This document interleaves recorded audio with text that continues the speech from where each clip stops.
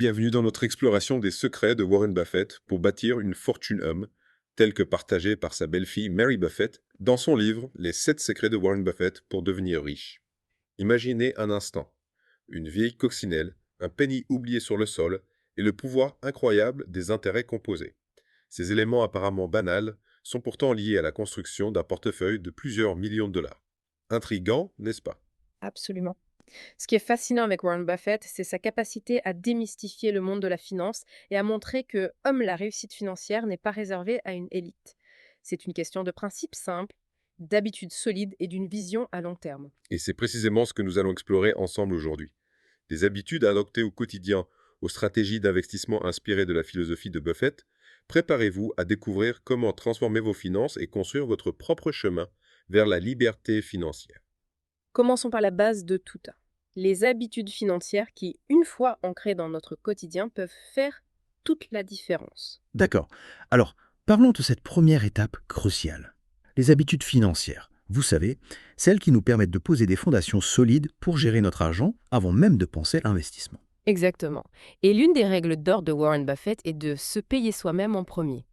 Cela signifie qu'avant de payer vos factures, avant même de penser à vos dépenses, vous devriez mettre de côté au moins 10% de vos revenus. C'est un concept intéressant. Mais en réalité, comment cela se traduit-il dans la vie de tous les jours? Prenons l'exemple de Sam, le fils de Mary Buffett. À l'université, il avait du mal à gérer son argent de poche, malgré une allocation généreuse. Il se retrouvait toujours à court. En analysant ses dépenses, Mary a découvert que Sam dépensait sans compter chez Starbucks plusieurs cafés par jour. Ce sont ces petites dépenses qui, accumulées, l'empêchaient d'épargner. Ah, l'effet cumulé des petits plaisirs. On ne se rend pas toujours compte de l'impact que cela peut avoir sur notre budget. Tout à fait. C'est pourquoi Mary a offert une cafetière à Sam, tout en lui permettant de continuer à savourer son café préféré dans une tasse Starbucks. Une solution simple et efficace pour l'aider à économiser tout en conservant ses petites habitudes. Une astuce à retenir, c'est certain. Mais parlons maintenant des imprévus. La vie nous réserve parfois des surprises et il est crucial d'être préparé. Absolument. C'est là que le fonds d'urgence entre en jeu. Sean Sia, co-auteur du livre, partage une anecdote personnelle marquante à ce sujet. La naissance prématurée de son fils a entraîné des frais médicaux énormes qu'il n'avait pas anticipés. Cette expérience l'a profondément marqué et lui a appris l'importance d'avoir une réserve d'argent facilement accessible en cas de coup dur. Un véritable parachute financier pour faire face aux imprévus de la vie. Exactement. L'objectif est d'avoir l'équivalent de 6 mois de dépenses courantes mises de côté pour pouvoir gérer les situations d'urgence sans plonger dans le rouge ni mettre en péril votre sécurité financière. On comprend mieux l'importance d'un tel filet de sécurité. Mais au-delà du fonds d'urgence, quelles autres protections devrions-nous envisager? L'assurance est un élément clé de la sécurité financière. Il est important de se couvrir en cas de décès, d'accident ou d'invalidité. Imaginez l'impact d'une perte de revenus suite à un accident. L'assurance vous permet de traverser ces épreuves sans mettre en péril votre avenir financier et celui de vos proches. C'est clair, l'assurance est une protection indispensable, même si ce n'est pas le sujet le plus agréable à aborder. Mais parlons maintenant d'un sujet qui fâche, les cartes de crédit. Ah, les cartes de crédit.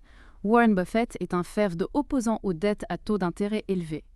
Les cartes de crédit, si elles ne sont pas utilisées avec prudence, peuvent nous entraîner dans un cercle vicieux de dépenses impulsives et d'endettement croissant. On est tous tentés par la facilité de paiement, mais il est crucial de rester vigilant et de ne jamais dépenser plus que ce que l'on peut rembourser. Tout à fait. Le livre met en avant 2 principes clés pour éviter de tomber dans le piège de la carte de crédit. Payer en espèces autant que possible et toujours rembourser le solde intégralement à chaque échéance. Des conseils simples, mais tellement importants pour éviter de s'endetter inutilement. Vous savez, je pense à Alan, un ami qui a sombré dans l'endettement à cause d'une mauvaise gestion de ses cartes de crédit. Il pensait combler un trou avec un autre, mais il a fini par s'enfoncer de plus en plus, mettant en péril sa situation financière et celle de sa famille. C'est malheureusement une situation plus courante qu'on ne le pense. La discipline et la prudence sont essentielles pour réussir en finance, tout comme dans la vie en général. Maintenant que nous avons posé les bases avec ces bonnes habitudes financières, passons au cœur du sujet. Investir à la manière de Warren Buffett. Êtes-vous prêt à plonger dans l'univers fascinant de l'investissement? Plus que prêt.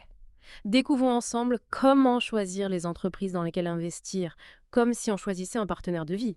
On recherche un potentiel de croissance à long terme, une gestion saine et une adéquation avec nos valeurs. C'est là que le concept du cercle de compétences entre en jeu, n'est-ce pas? Exactement.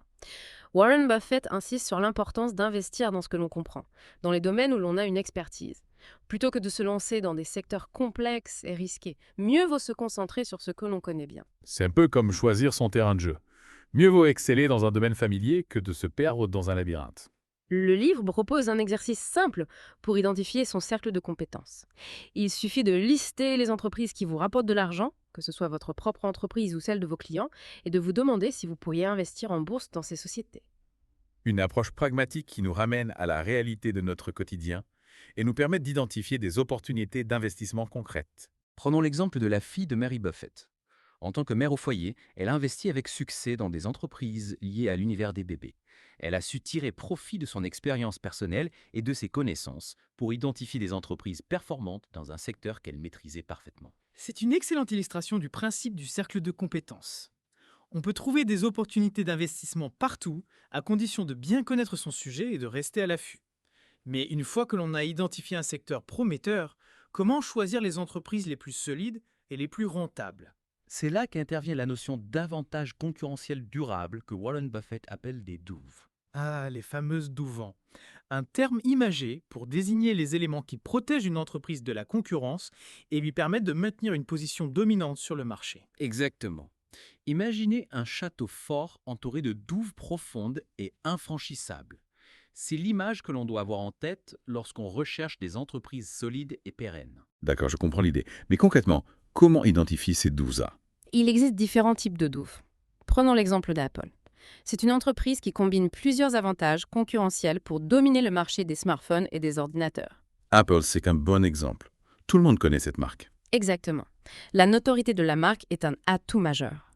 Apple a su créer une image forte et un sentiment d'appartenance qui fidélise les clients et les incite à acheter les nouveaux produits, même à des prix élevés. C'est vrai qu'on est souvent prêt à payer plus cher pour un produit Apple. Mais la notoriété de la marque n'est pas la seule douve d'Apple. L'entreprise bénéficie également d'économies d'échelle. Grâce à son volume de production colossal, elle peut négocier des prix très avantageux avec ses fournisseurs et proposer des produits à des prix compétitifs, tout en conservant une marge bénéficiaire élevée. Ah, l'avantage de la taille. Plus on produit, moins ça coûte cher. Exactement. Apple a également mis en place des barrières juridiques à l'entrée. Elle dépose des brevets sur ses technologies et ses designs, ce qui limite la capacité des concurrents à copier ses produits. C'est une stratégie intelligente pour protéger son innovation et maintenir sa position de leader. Enfin, Apple a créé un écosystème de produits et de services qui rend difficile pour les clients de changer de fournisseur. Pensez à iTunes, à l'App Store, à Cloud. Une fois que vous êtes dans l'écosystème Apple, il est difficile d'en sortir. C'est ce qu'on appelle l'effet de verrouillage. Une fois qu'on a adopté un système, on est un peu coincé, même si l'on n'est pas totalement satisfait. Tout à fait. C'est un avantage considérable pour Apple car cela lui assure une base de clients fidèles et récurrents. On comprend mieux comment Apple a réussi à s'imposer comme un géant mondial. Mais pour les investisseurs, comment analyser concrètement la situation financière d'une entreprise? Comment savoir si elle est en bonne santé et si elle a un potentiel de croissance? Pour cela, nous allons nous pencher sur les états financiers, ces documents précieux qui nous révèlent la santé financière d'une entreprise. Imaginez que vous ayez accès au bilan de 3 entrepreneurs, Wong, propriétaire d'un restaurant, Ahmed, à la tête d'une petite entreprise, et Jen, qui dirige une société de construction. C'est une idée intéressante. Cela nous permettra de visualiser concrètement comment analyser les chiffres et de comprendre les spécificités de chaque type d'entreprise. Exactement. Commençons par le bilan, qui nous donne une photographie instantanée de la situation financière d'une entreprise à un moment donné. Le bilan, c'est un peu comme l'inventaire de notre maison. On liste tous nos biens d'un côté, nos dettes de l'autre, et la différence représente notre patrimoine net. Tout à fait. Le bilan est structuré en 2 parties, l'actif et le passif. L'actif représente ce que l'entreprise possède, ses liquidités, ses stocks, ses équipements, ses immeubles. Le passif représente ce que l'entreprise doit, ses dettes fournisseurs, ses emprunts bancaires, ses impôts. Et la différence entre l'actif et le passif représente les capitaux propres, c'est-à-dire la part de l'entreprise qui appartient à ses propriétaires. Exactement. Le bilan nous permet de comprendre la structure financière d'une entreprise et de mesurer sa solidité. Prenons l'exemple du restaurant de Wong. Disons qu'il possède 100 000 $ d'actifs, dont 50 000 $ d'actifs. Ce sont des liquidités et des éléments qui peuvent être convertis rapidement en argent, comme les stocks de nourriture et les créances clients. C'est important d'avoir suffisamment d'actifs courants pour faire face aux dépenses courantes et éviter les problèmes de trésorerie. Wong possède également 50 000 $ d'actifs non courants, des investissements à plus long terme, comme le matériel de cuisine, le mobilier et le bail du restaurant. Ce sont des investissements essentiels au bon fonctionnement de l'entreprise, mais qui ne peuvent pas être vendus facilement. Passons maintenant au passif. Wong a 50 000 $ de dettes, dont 30 000 $ de dettes courantes. Ce sont des sommes qu'il doit rembourser à court terme, comme les factures fournisseurs et les salaires des employés. Des dettes qui peuvent peser sur la trésorerie de l'entreprise si elles ne sont pas gérées correctement. Wong a également 20 000 $ de dettes non courantes qui correspondent à des emprunts à plus long terme, comme un prêt bancaire pour l'achat de son équipement. Des dettes qui peuvent être un levier pour le développement de l'entreprise, mais qui représentent aussi un risque si l'activité ne se déroule pas comme prévu. La différence entre les actifs et les passifs nous donne les capitaux propres, qui s'élèvent à 50 000 $ dans le cas de Wong. Cela signifie que la moitié du restaurant appartient à Wong, tandis que l'autre moitié est financée par des dettes. Intéressant. Et si on compare la situation de Wong à celle d'Ahmed et de Janet, Ce qui est frappant, c'est la différence de taille entre les trois entreprises. Ahmed, avec sa petite entreprise, a un total d'actifs de 50 000 $, tandis que Jane, à la tête d'une société de construction, possède 500 000 $ d'actifs. On observe également des différences significatives dans la structure du financement.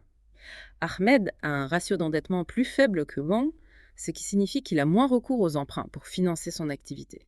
Ce qui peut être un signe de prudence et de bonne gestion financière. À l'inverse, Jane a un ratio d'endettement plus élevé, ce qui est courant dans le secteur de la construction, qui nécessite des investissements importants. Tout à fait.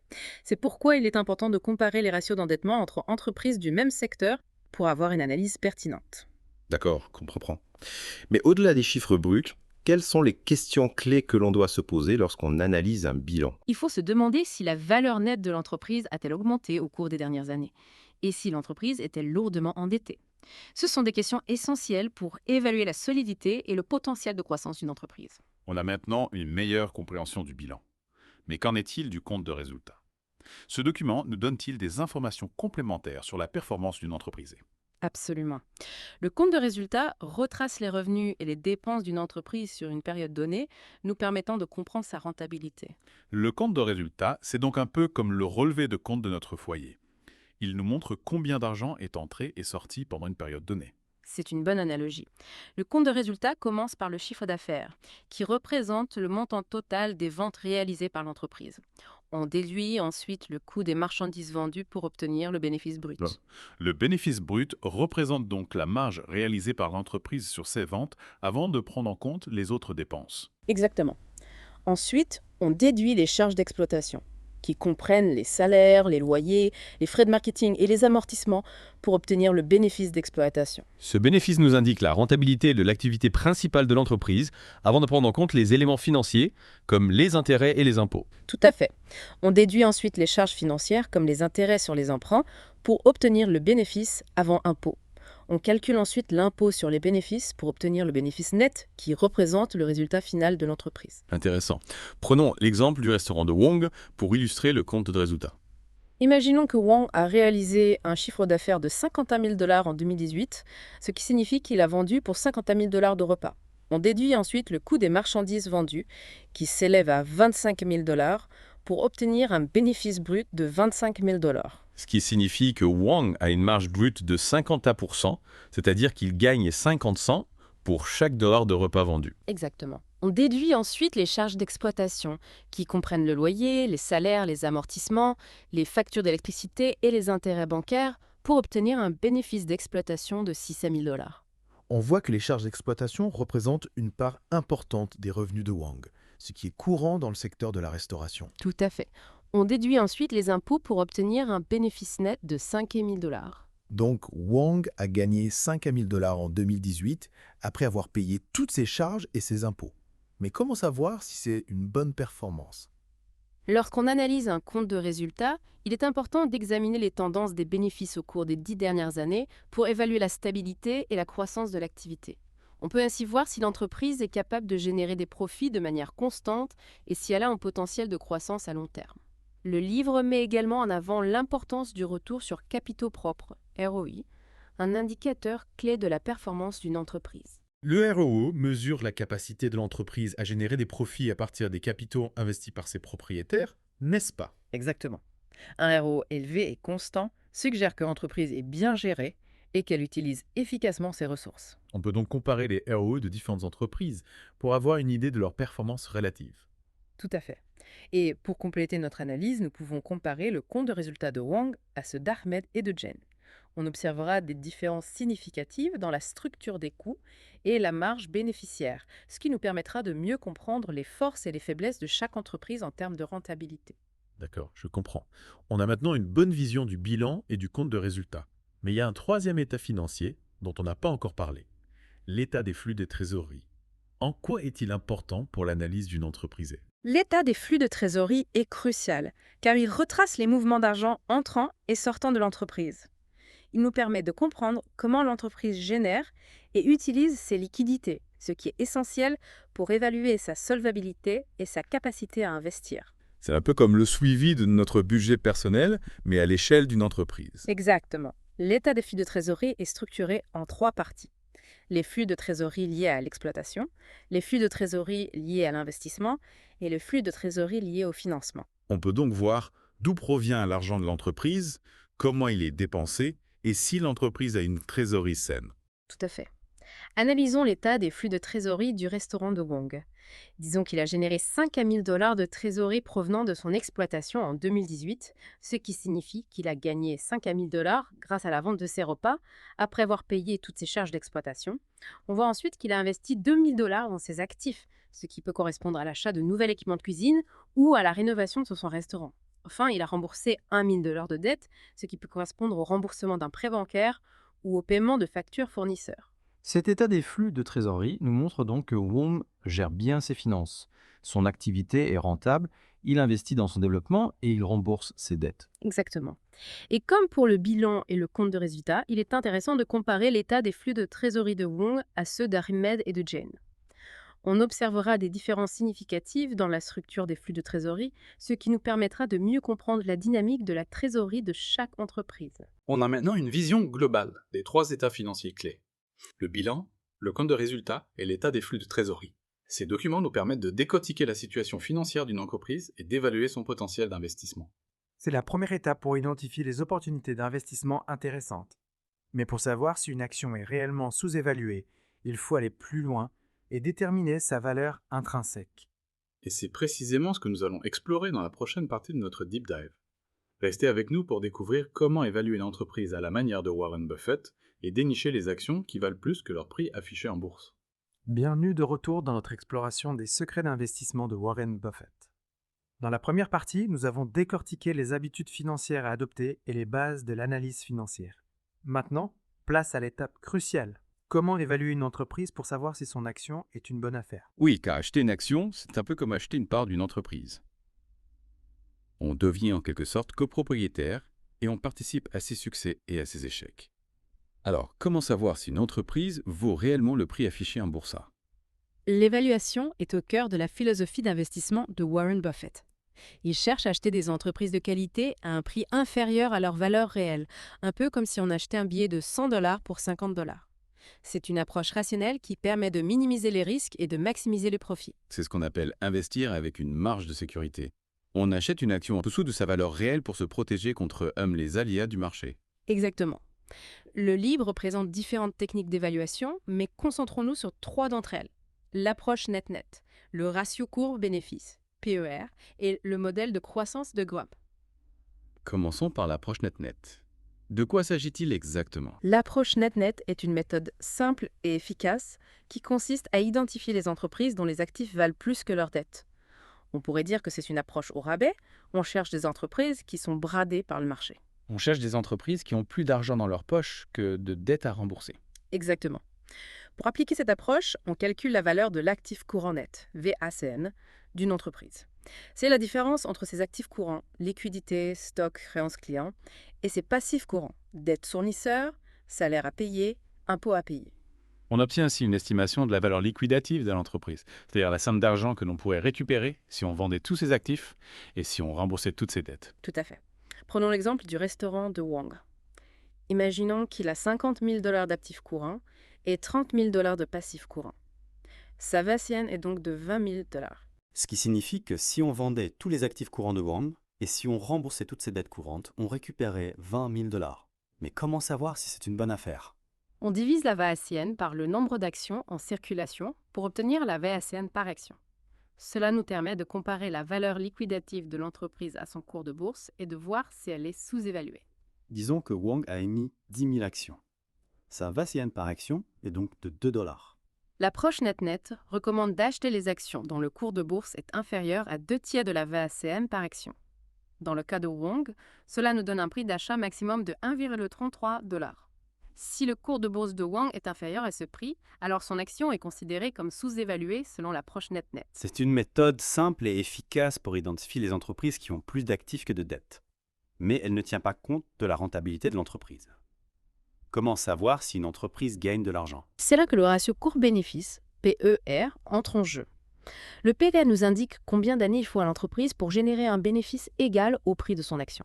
C'est un indicateur important pour évaluer la cherté d'une action par rapport à ses bénéfices. Exactement. Supposons que le cours de bourse de Wang est de 10 $ et que son bénéfice par action est de 1 $. Son PE est donc de 10. Cela signifie qu'il faut 10 ans à Wang pour générer un bénéfice égal au prix de son action. Donc plus le PE est élevé, plus l'action est chère par rapport à ses bénéfices. Oui, mais attention, un PER élevé peut aussi indiquer que le marché anticipe une forte croissance des bénéfices de l'entreprise à l'avenir. Il faut donc comparer les PER entre entreprises du même secteur et tenir compte du contexte économique pour avoir une analyse pertinente. D'accord, je comprends. On a maintenant 2 outils pour évaluer une entreprise. La VACN pour analyser la valeur de ses actifs et le PE pour analyser sa rentabilité. Mais comment tenir compte de son potentiel de croissance? C'est là qu'intervient le modèle de croissance de Graham, une méthode d'évaluation qui permet de calculer la valeur intrinsèque d'une entreprise en tenant compte de ses bénéfices et de son taux de croissance attendu.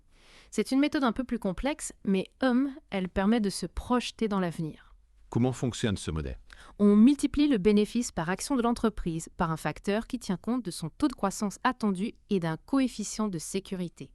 On obtient ainsi une estimation de la valeur intrinsèque de l'entreprise, c'est-à-dire le prix que l'on devrait être prêt à payer pour ses actions, compte tenu de ses perspectives de croissance. Prenons l'exemple de Wang. Disons que son bénéfice par action est de 1 $, que son taux de croissance attendu est de 5 à % et que le coefficient de sécurité est de 0,7.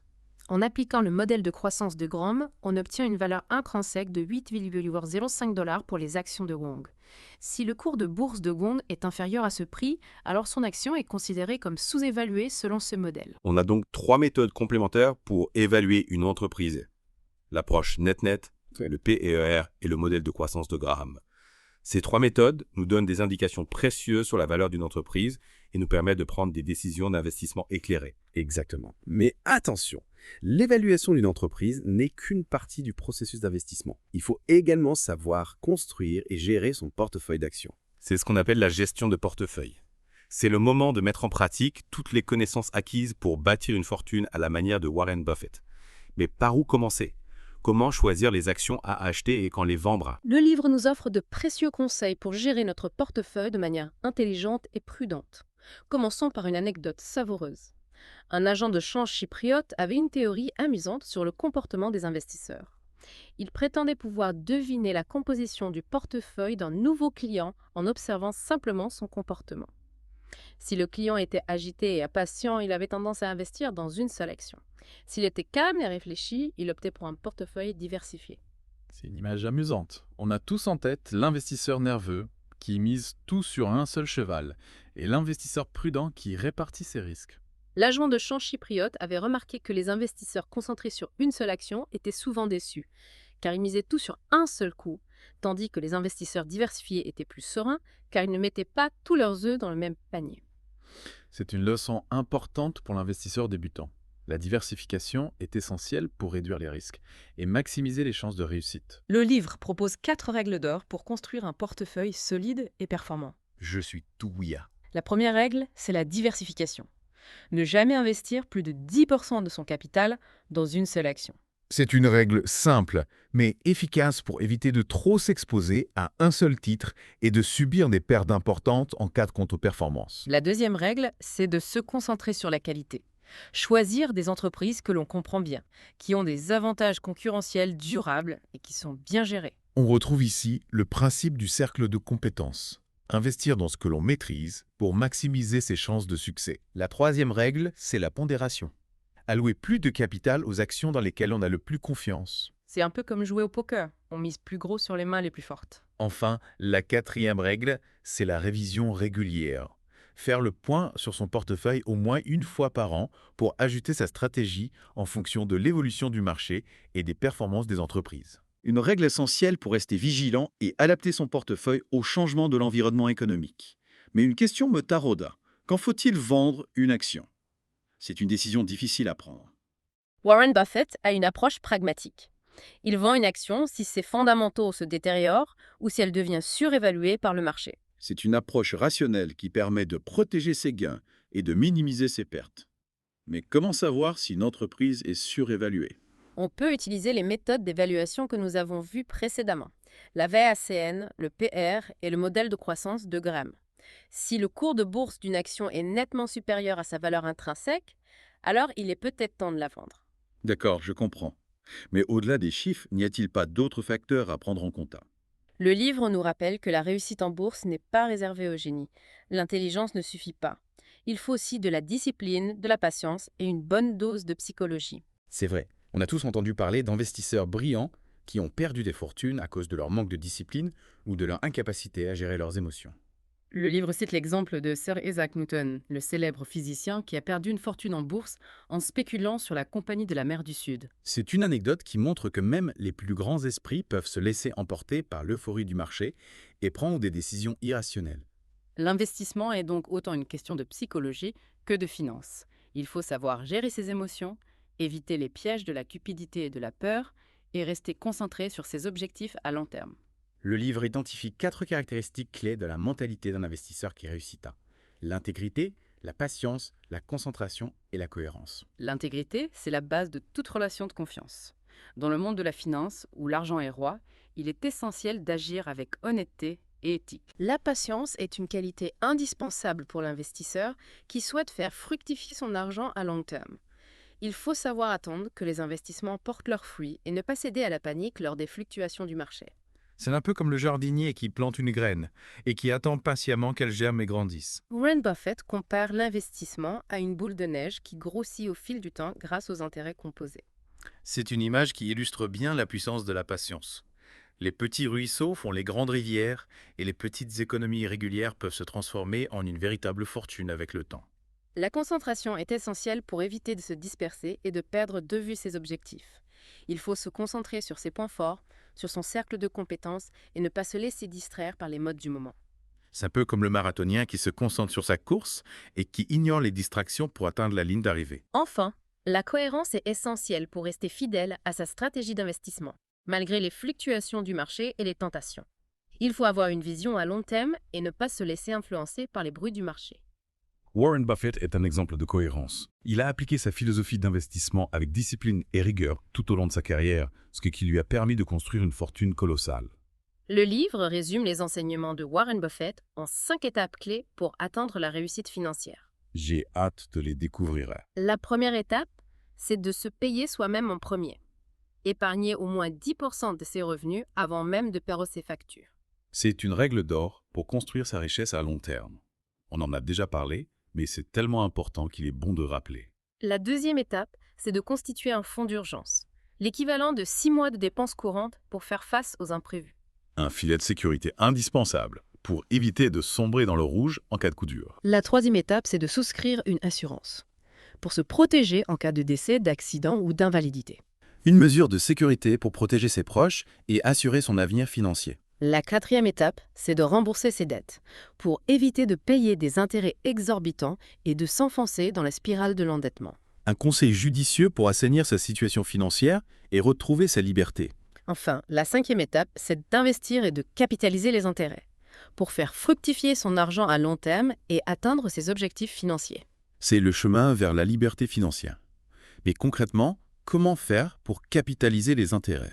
Le livre met en avant la puissance des intérêts composés, cette force invisible qui permet de transformer de petites économies régulières en une véritable fortune.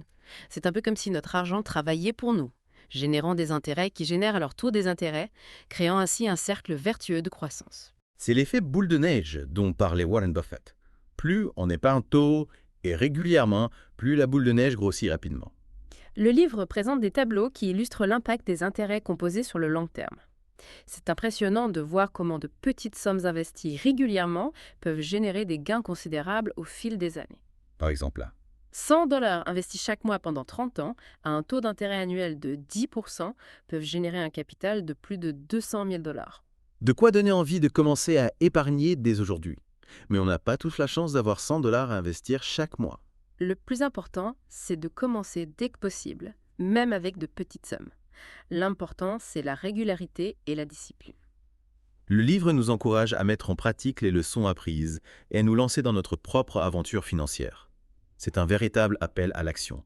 Prendre contrôle de son argent, investir intelligemment et bâtir son propre chemin vers la liberté financière. Exactement. Il ne faut pas avoir peur de se lancer. L'investissement n'est pas réservé à une élite. C'est accessible à tous ceux qui sont prêts à apprendre, à s'engager et à agir. On a maintenant une bonne compréhension des principes de base de la gestion de portefeuille. On a vu comment diversifier ses investissements, choisir des entreprises de qualité, pondérer ses positions et réviser régulièrement son portefeuille. Mais une question reste en tête. Comment trouver ces fameuses actions sous-évaluées, ces pépites cachées qui vont faire exploser notre portefeuille? Ah, la quête du trésor. C'est là que le travail de détective commence. C'est ce que nous allons explorer dans la prochaine partie de notre Deep Dive. Bienvenue de retour dans notre exploration des secrets d'investissement de Warren Buffett. Nous avons déjà décortiqué les habitudes financières, l'analyse des états financiers et les principes de la gestion de portefeuille. Maintenant, place à la question qui taraude tout investisseur. Comment dénicher ces fameuses actions sous-évaluées, ces pépites cachées qui vont faire briller notre portefeuille? Ah oui, la quête du trésor. On se transforme en Indiana Jones de la finance, à la recherche d'opportunités cachées. Mais concrètement, par où commencer de recherche? Le livre nous offre plusieurs pistes. Imaginez une entreprise qui traverse une mauvaise passe, un peu comme une voiture de collection avec quelques rayures. Le prix est bas, mais le potentiel est énorme. On parle d'identifier les entreprises en difficulté, mais dont les fondamentaux restent solides. Oui, il faut savoir distinguer les problèmes conjoncturels, passagers, des problèmes structurels plus graves. Si une entreprise traverse une mauvaise passe à cause d'un événement externe comme une crise économique ou un changement de réglementation, mais que ses produits, ses services et sa gestion restent de qualité, alors son action peut être sous-évaluée. Exactement.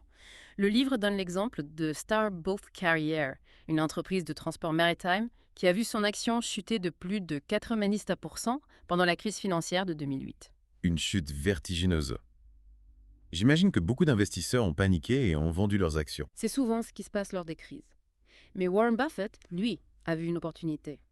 Il a analysé les fondamentaux de l'entreprise et a constaté qu'il restait solide malgré la crise. Il a eu le courage d'investir quand tout le monde vendait. Oui, il possédait une flotte de navires modernes, était bien géré et bénéficiait d'une demande croissante pour ses services. Buffett a donc investi massivement dans l'entreprise et son pari s'est avéré payant.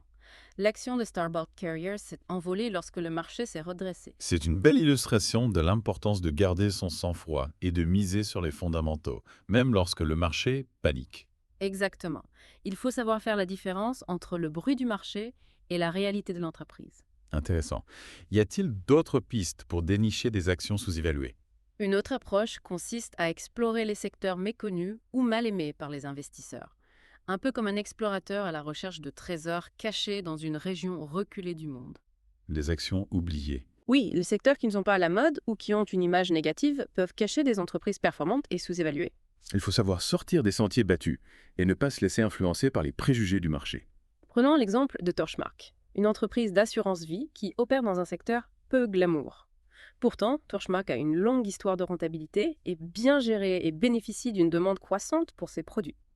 Warren Buffett a identifié le potentiel de l'entreprise et en a fait l'une de ses principales participations. Son investissement a été largement récompensé. L'action de Torchmark a surperformé le marché pendant de nombreuses années. C'est une belle leçon d'humilité. Il ne faut jamais juger un livre à sa couverture, ni une entreprise à son secteur d'activité. Tout à fait. Il faut savoir creuser et analyser les fondamentaux de chaque entreprise sans se laisser influencer par les idées reçues. Et si on n'a pas le temps ni les compétences pour analyser des centaines d'entreprises, y a-t-il des raccourcis? On peut suivre les traces des grands investisseurs, comme Warren Buffett lui-même. Un peu comme avoir un mentor qui nous guide dans le monde de la finance. S'inspirer des meilleurs. Oui, en observant leur choix d'investissement, On peut identifier des entreprises de qualité et des opportunités d'investissement intéressantes. On peut s'inspirer des meilleurs, mais attention à ne pas les suivre aveuglément. Bien sûr, il faut toujours faire ses propres analyses et ne pas se contenter de copier les autres. Le livre nous présente les portefeuilles de plusieurs investisseurs reconnus pour leur succès à long terme, comme Charles Schwab, George Soros et Walter Schloss. En analysant leurs choix d'investissement, on peut découvrir des entreprises solides, rentables et sous-évaluées. C'est une source d'inspiration précieuse. Mais si on veut automatiser nos recherches, existe-t-il des outils pour nous aider? Absolument. On peut utiliser des outils de sélection d'actions, appelés screeners, un peu comme un détecteur de métaux qui nous aide à trouver les pépites cachées dans le sable. Les screeners nous permettent de filtrer les milliers d'actions cotées en bourse en fonction de critères précis, comme le PR, le ROE, le ratio d'endettement ou le taux de croissance des bénéfices. Un outil puissant pour identifier rapidement les actions qui correspondent à nos critères d'investissement. Le livre recommande d'utiliser plusieurs screeners en parallèle pour avoir une vision plus complète du marché et ne pas passer à côté d'opportunités intéressantes. Voilà, une boîte à outils bien remplie pour partir à la chasse aux actions sous-évaluées. N'oubliez pas que la patience et la persévérance sont des qualités essentielles pour l'investisseur. Rome ne s'est pas construite en un jour et une fortune se bâtit brique par brique avec méthode et discipline. On arrive à la fin de notre exploration des 7 secrets de Warren Buffett pour devenir riche. On a découvert les principes fondamentaux de l'investissement, les techniques d'analyse des entreprises et les stratégies de gestion de portefeuille. Mais au-delà des techniques et des stratégies, c'est une véritable philosophie de vie que nous a transmis Warren Buffett. Une philosophie basée sur la recherche de la valeur, la patience, la discipline et l'intégrité. On a appris à penser comme un investisseur avisé, à ne pas se laisser influencer par les émotions du marché et à construire notre propre chemin vers la liberté financière. Alors, n'attendez plus pour mettre en pratique ces précieux conseils et commencer à construire votre propre fortune. Merci de nous avoir suivis dans cette deep dive. On se retrouve bientôt pour une nouvelle exploration d'un sujet passionnant. D'ici là, n'oubliez pas que le meilleur investissement est celui que l'on fait en soi-même. Lisez, apprenez et grandissez chaque jour.